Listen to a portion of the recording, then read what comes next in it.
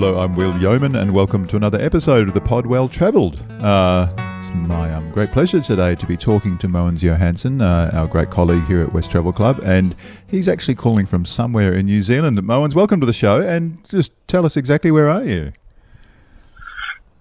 I am sitting in my car in a place called Franz Josef on the west coast, a really sort of picturesque place where I was meant to be going on a heli hike up to the Franz Josef glacier, but it is bucketing down with rain and quite windy, so we can't get up there. So I've got time to talk to you instead, which is always nice. Well, that's right. It's always a blessing, but I am sorry to hear that you're going to miss out on the heli hike. I'm sure there's so much else going on, so you're going to tell us a little bit about what else you've been up to, but also pointing ahead to a wonderful feature that's going to come up in this Saturday's travel section of the West Australian as well.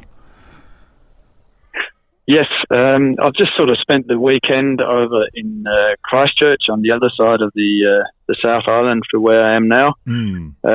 As our listeners would know, the Christchurch has been through some tough times recently with the earthquakes in 2010 and 2011, which destroyed much of the city. So it's been undergoing quite a rebuild over the years, and it's actually out of tragedy sometimes good things emerge, and I think in my opinion this is one of those cases. Yes. Listeners who may have been to Christchurch before would perhaps know that it's quite an English sort of city. It's definitely got an English feel to it with, old sort of neoclassical sort of Gothic buildings. That was the Canterbury University and Christchurch Grammar School and those kind of things.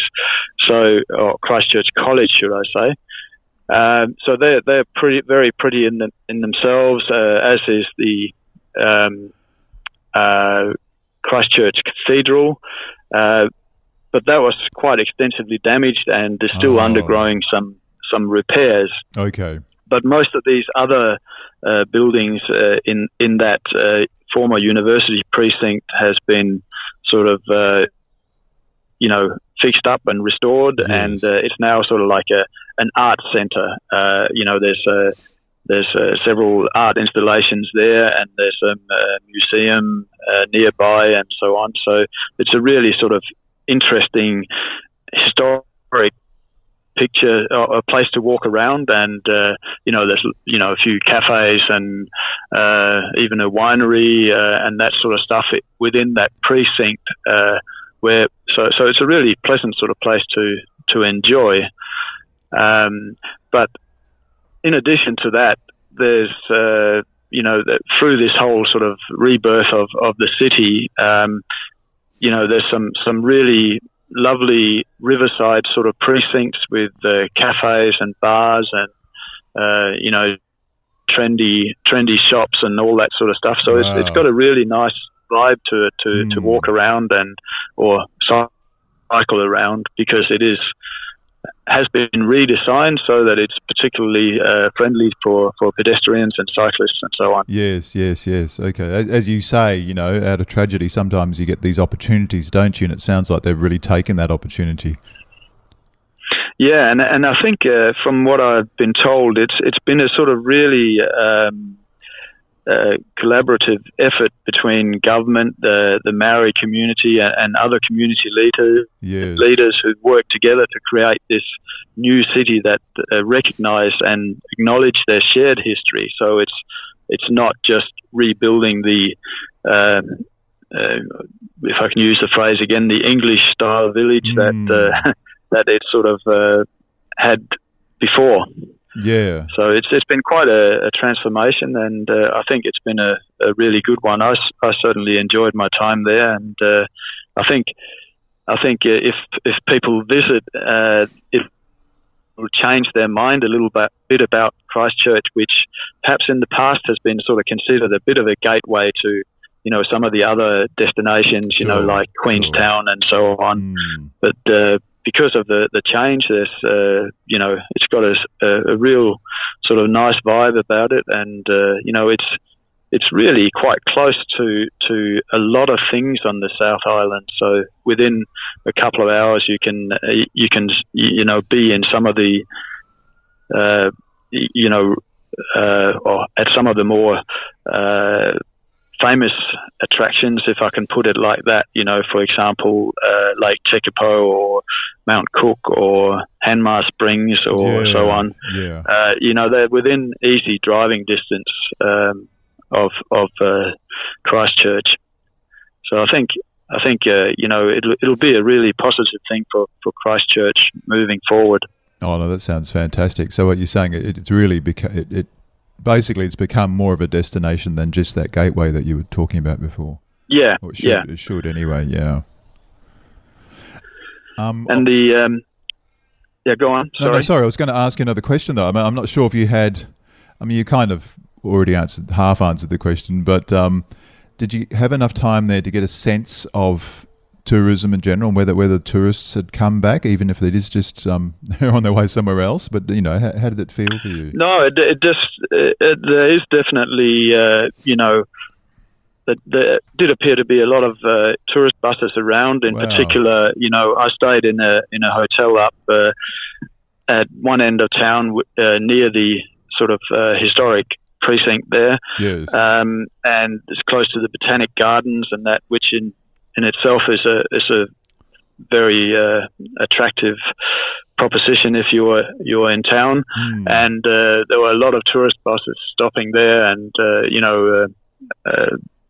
Chinese tourists returning, and enjoying the gardens and the sights around there. So that was nice to see. But the other main thing that was in town this weekend or last weekend was Christchurch's first international sporting event, which is called the SailGP. And for those who don't know what that is, that's those super fast, high tech catamarans that sort of scoot along on these foils. So they lift out of the water and can reach speeds of close to 100 kilometres an hour in the right conditions. So that event was on as well, and that obviously brought a fair few international visitors and certainly many people from Christchurch out to celebrate. Yeah, and you're going to be writing a little bit about that as well in the Saturday's travel section. Yeah. So that was quite an interesting experience.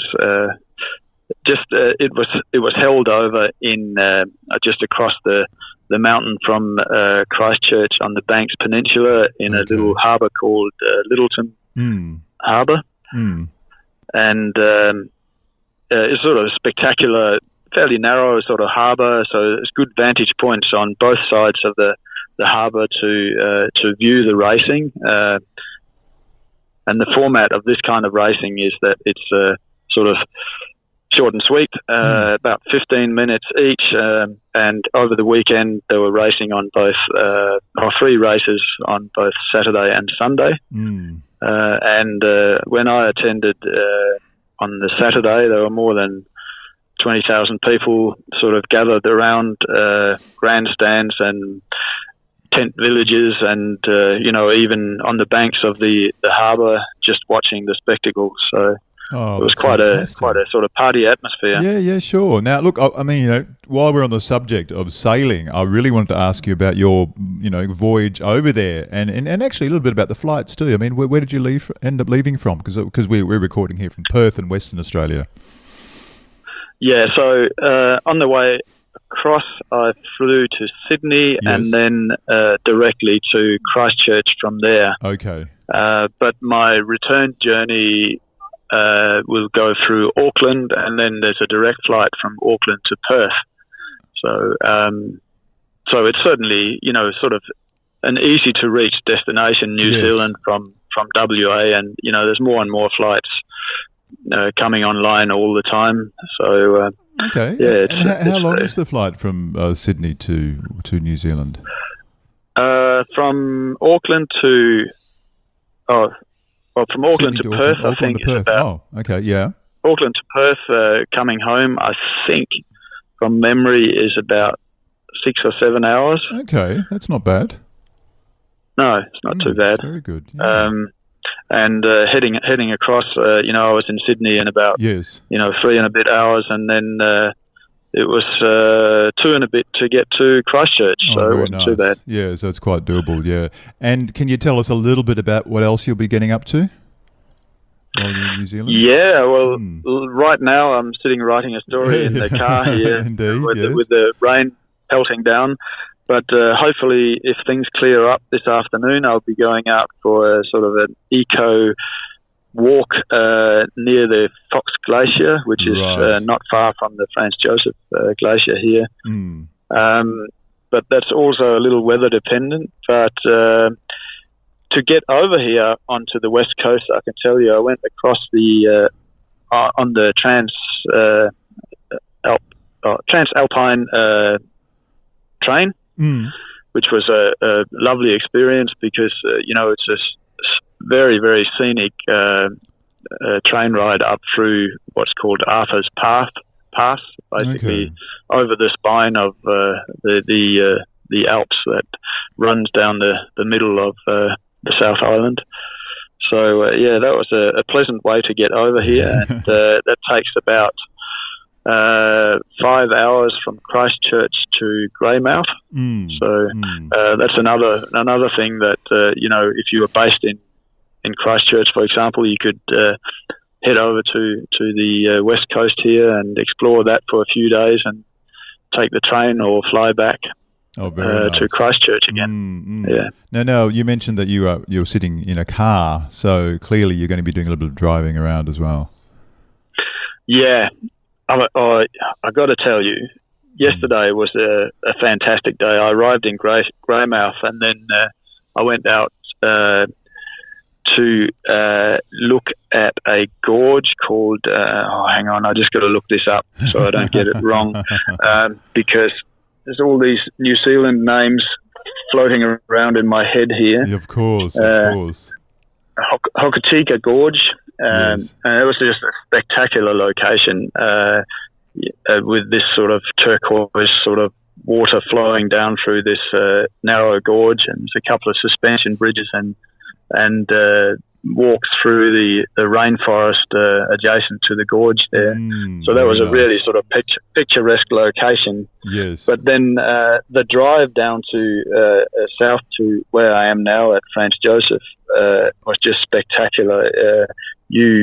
It's quite a demanding drive because there's not a straight bit of road anywhere really. It's up and down and winding up and down mountainsides and down again on how beautiful on the other side. So it's really, really beautiful. And if you're in a car, you just need to chill out, take your time, and enjoy the drive. But it's spectacular country over here. It is wild and woolly at times, but it's beautiful. Yeah. Oh my goodness, that sounds absolutely amazing. So you've got a little bit more time there before heading back to Perth, haven't you? Yeah, I come back when I fly back to Christchurch tomorrow. Yes. And then I head up the coast, up the east coast a little bit to do a bit of exploring around there near Kaikoura.